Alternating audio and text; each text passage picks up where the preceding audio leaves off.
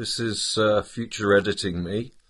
I messed up a few of the settings, like for the white balance, etc., on some of the clips. So I apologize in advance for that, but hope you can see through and past the differences between some of the shots and enjoy the video anyway. Hi all again.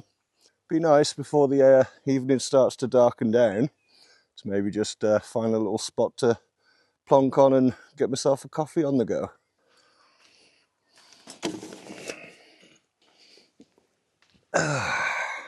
Looks as if it wants to go grey-black in the sky and possibly rain down on me. Say hi from Moo as well. She's just chilling in there for now. I picked myself up one of these ultralight chairs and I've tested it out. It is very cool actually, even for my big bum. I'll get a chance to use that soon. I've got a trip coming up with my brother, which, yeah, that'll come in very handy for.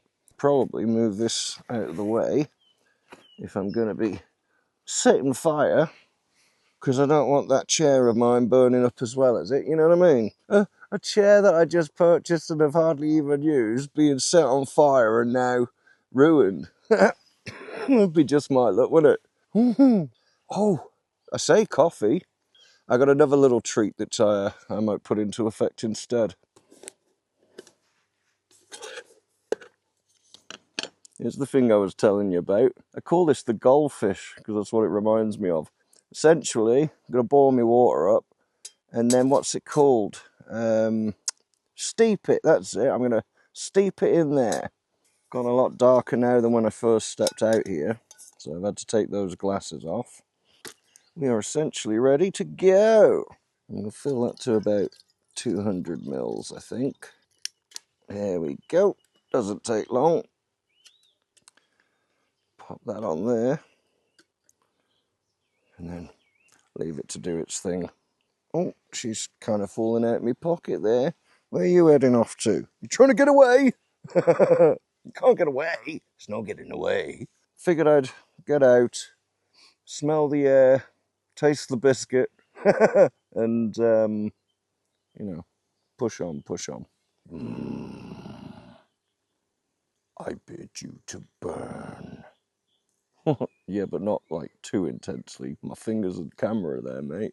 I got a couple of minutes or so. I'll take you around through this way and show you a little bit of what's over the other side of things. Very pretty region actually. Very quiet. Yeah, exactly what's needed in terms of just being able to step out and not feel so afraid of doing. But at the same time, oh, never mind me wrapping it on. Just over there, got a prowling cat. I think he's hunting for something. He's heard me. Oh, it's a rabbit. Cat versus rabbit. Sorry, man. If I've cost you your dinner, I didn't mean to. Yeah, man, it's like right perched down on the floor like this, like slowly, you know, hunting and doing its thing. The rabbit's gone in the grass while I distracted it, so if it comes later in the night, I know why, you know what I mean? It's like, you cost me my dinner, mate. We need to have words. I'm just provoking the natural wildlife, don't mind me. I'm being tracked, I am. Like a subject. I am the subject matter.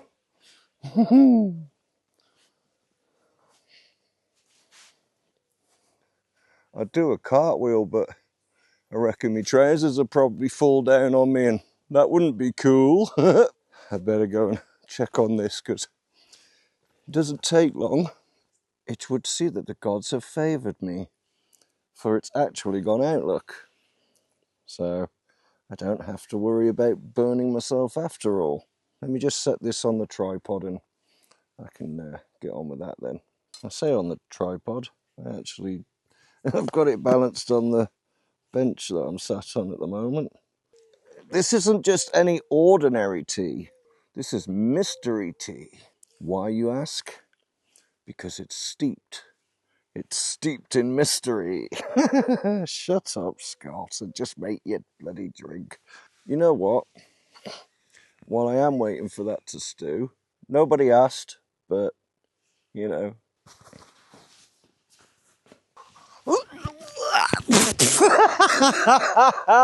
What a nutter! Today on Sesame Street, we've just learnt why it is that Scott should remain with his feet firmly on the ground. This should be just about ready now to try and see what I think of it.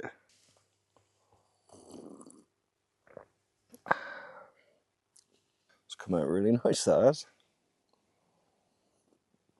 The only thing with pennyroyal tea is it's not good if you're pregnant, which, although my belly might appear as if I am, I'm currently not, so I'm safe there.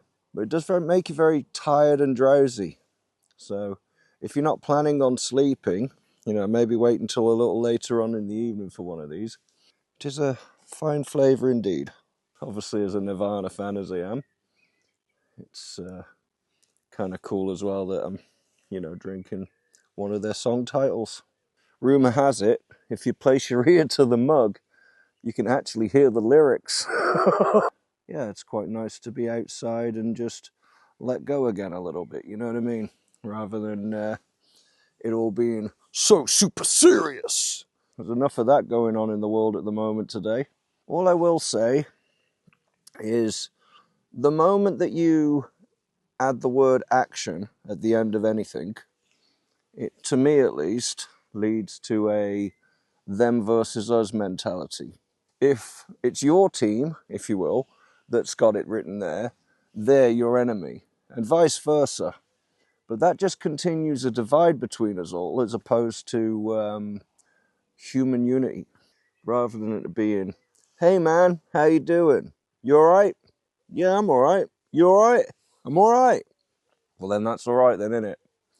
Instead it's, I haven't got the time to even listen to what you have to say to me, because only what I think is what's right. And then when you've got both parties saying the same thing, all you have is a quarrel and bickers and headbutting and hurting each other. I get the intention, but I still think that overall everybody's missing the point. The encounter I was speaking of last video, where I was in the coma, it began essentially where everything was pure blackness, and then in front of me appeared this great big sort of wooden like castle sort of door with like metal handle to it, and inside it was like a corridor, and the floor was made of excrement. I'm not going to be too crude about it, but I saw it metaphorically as having to step over your shit. And now in this wide open expanse, and all there was smoke, and then in the center of it appeared this this shadowy figure. It was like a silhouette, you know, where there was no form to it whatsoever. It was just created by the smoke around it. And it was in meditation. And it said, sit with me if you wish to learn a good story. When I was a kid, I remember somebody saying, or I heard it somewhere, whether it was in my mind and I thought it up, or I actually heard it, I don't remember, but I just remember this phrase, which was, surely if you were to see my face, you would cease to exist. And obviously I had no idea what it meant. But in that moment, what it led me to realize is that what I was actually sitting with, and that if you were to disturb its meditation, because it's all of the, because it is the utmost of consciousness, you know, it is the infinite entity. You know, I can't describe it properly, man. I'm trying to, but it's not coming through. But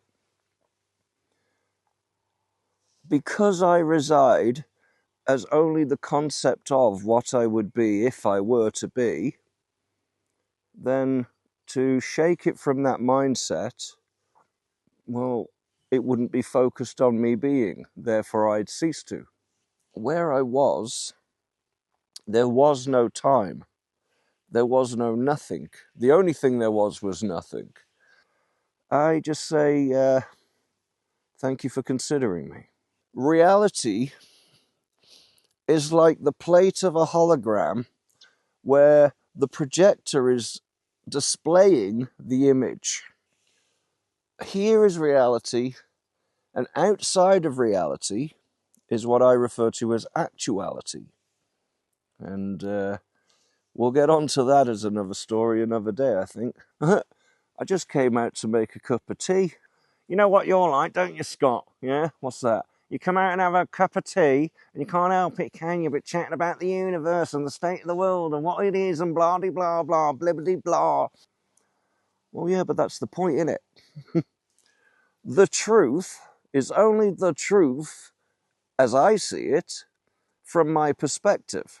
I am the pixel known as Scott, and I make up that pixel segment of the overall picture.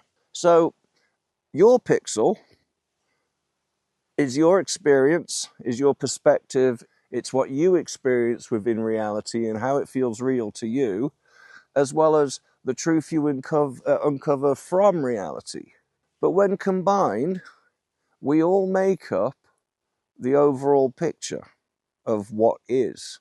All I want to do in my life is be given the opportunity, whilst not hurting anybody else, to think, feel, say, act, and so on, however I please, as long as it has no effect on another. But also, more than that, is to also pay mind to the fact that they, just as much as me, have the right to think, feel, and so on as they do. There's elements where it'll be similar, and others where it'll be completely contrast. And it's finding the acceptance that they're just being them, man. I'm just being me. My point of view, their point of view, how they differ and otherwise, but that at heart and at root, we each have a point of view. Therefore, those are two pixels in the larger picture. When nothing realized it was the only something in actuality, it created in its mind the entire opposite of itself, which is all entirety. So every possibility or potential and every factor taken into account plays out in accordance. This is the moment in time and space where the garden that Scott sits in on the bench at this time of the day, on this day of the year, of this year of history, was the moment where it was conceived that potentially I could have this conversation about this very subject. Make of that what you will. You should all just think yourselves lucky you only hear it when he's on here. I have to put up with it every single day that I'm here.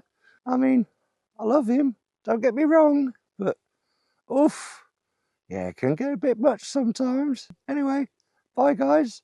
My God, if this is what he's like when he's had a cup of tea, imagine what he's like when he's stoned. This is why the other children never wanted to play with me. I shall now wind down with my cup of tea, chill here with Moo for a bit. I've got a chapter of my book I'd like to read, actually.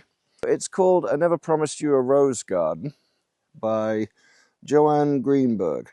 And it's about a 16-year-old girl who gets admitted into a psychiatric hospital. So she's kind of created her own internal world to escape from her own world, her reality, and the suffering of her mental illness. So it's pretty cool, actually. It's one of the first, well, it is the first book in a long time that I've been able to actually visualize the imagery and the story from the words on the page, because ordinarily a book's just a book with words on a page to me, and I'm reading it, but I'm not taking it in and I can't see it. It truly grabbed me, and I do see it. I and Moo, we shall both bid you a fine one for the rest of your nights, and hope you all have a good coming week, and whatever you're up to, whoever it's with, I hope you have a good one. Peace for the now, from me and the cow, and love you all. The terrible vacuum caused by the rushing of time made Jacob feel empty inside. He sat at the grammar school graduation exercises of his younger daughter, heard the singing and the speeches, the prayers and the promises, and felt the emptiness deepen as if it would never end. Inspirational.